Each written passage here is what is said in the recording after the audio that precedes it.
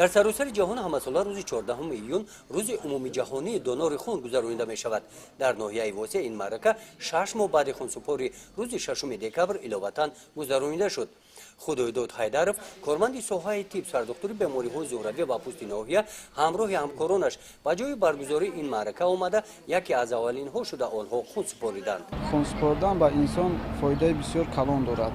یعنی که هنگام خون سپردن در ارگانیسم خونهای جوان مقدار خون جوان زیاد می شود و این باعث بلند شدن مسئولیت آدم می شود. از دیگر طرف تنکشوی خون دیده می شود که با ارگانیسم به نهایت مهم می باشد. از دیگر طرف بگیریم هنگامی که هر یک شخص با خودش خود خون می سپارد ممکن است که این خون سپردگی حیات چندین آدمان دیگر را نجات می دهد. از روی گفت متخصصان خونسپاری با انسان اهمیتی کلان دارد.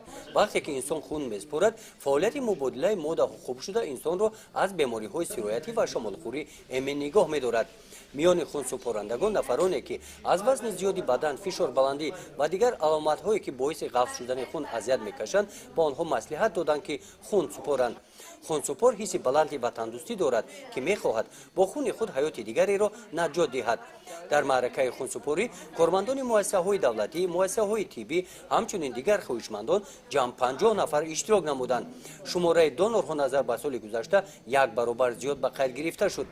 گزارش خواجه نظریف خدای نظر ظهوروف از ناحیه واسه برای برنامه اطلاعاتی نوید.